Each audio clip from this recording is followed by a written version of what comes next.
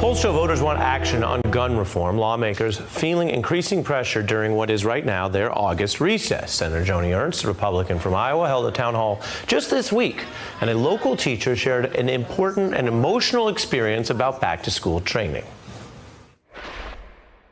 As part of my teacher training this past week, I was asked to listen to popping sounds and then determine if they were gunshots or not. I was then asked to be trained to man a family reunification center, to provide counseling to parents seeking their children following a catastrophic event. So my question for you today, Senator, is when can I plan to get back to trainings that simply teach children to read and write?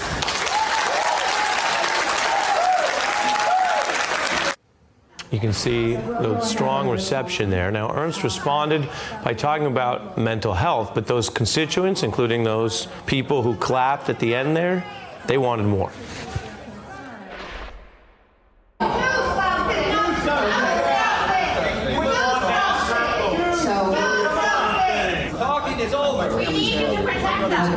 So we'll go ahead and move on, but we are going to look and have a discussion about all of these items that have been brought up today. So I appreciate your concern, but we have had many decisions.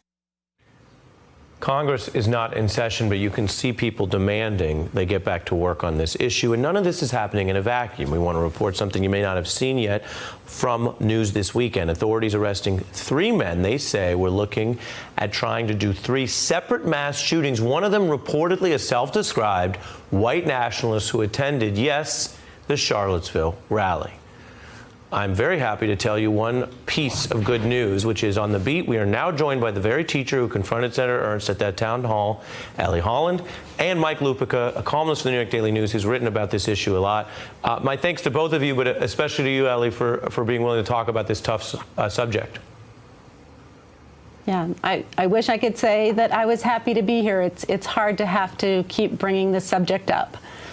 Yeah, it's hard, and when we think about how we engage these discussions, there's all of the bad news, there's dealing with reporting the facts, and then there's the other part of it, which is everyone just going to be sort of pulled down by this, or can there be uninformed and real discussion of policy for potential reform? It seemed like that's what you were driving at. My first question to you tonight is, what did you think of the senator's answer?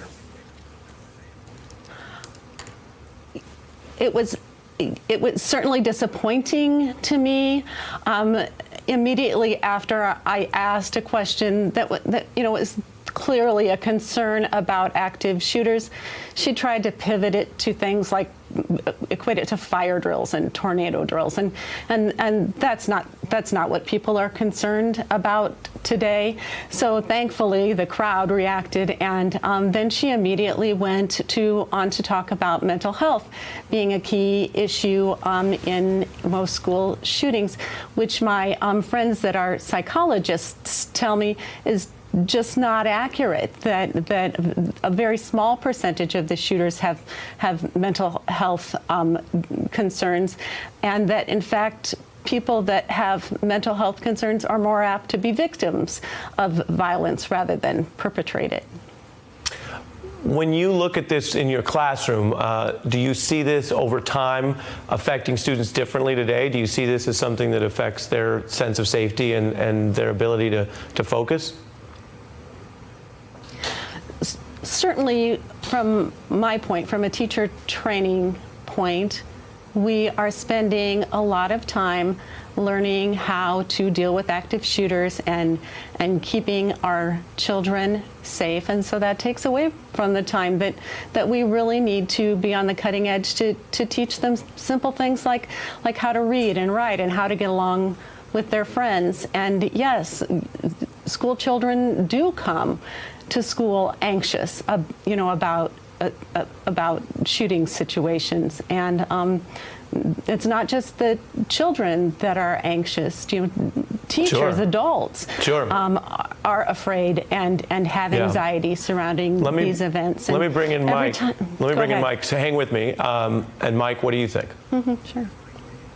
Well, first of all, Ari, we live at a time in this country where we keep saying, who's going to stand up and represent the country that we still aspire to be? And to stand up and ask that question the other night, that's the America that we still want to be. Those people in that hall were tired of listening to Joni Ernst get rolled by the NRA and just spout NRA talking points. And they called BS on her in the state of Iowa, and I actually thought it was kind of thrilling. Yes, no one would dispute that mental health is an issue in this conversation, but I always go back to a line the great Pete Hamill once used, Ari. How many home runs did Babe Ruth hit without a bat?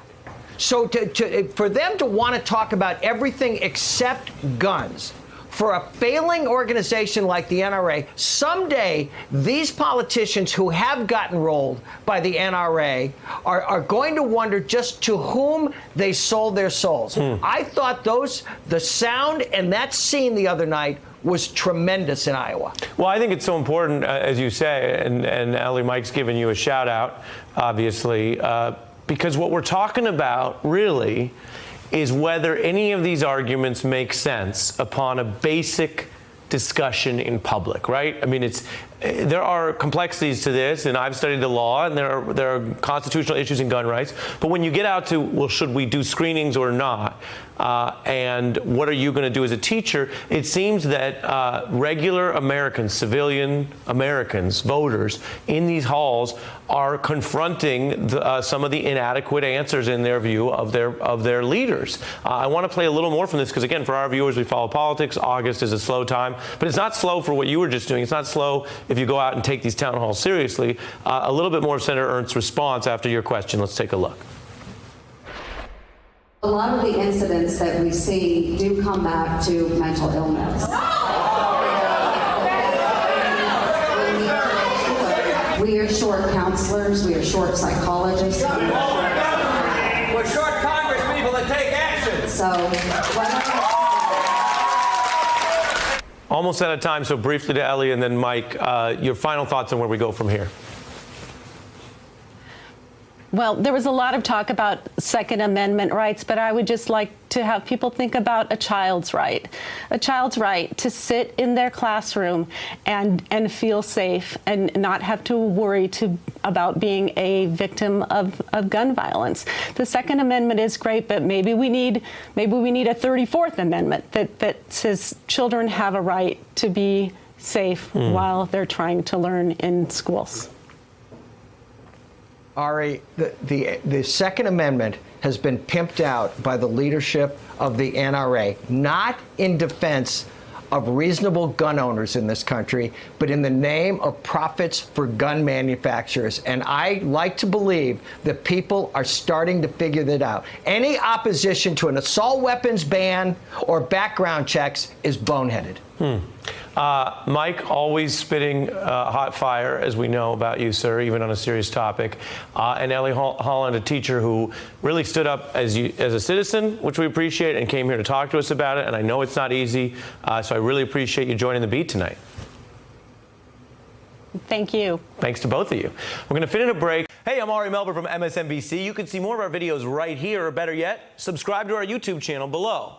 You could have been anywhere in the world, but you're here with us, and we appreciate that.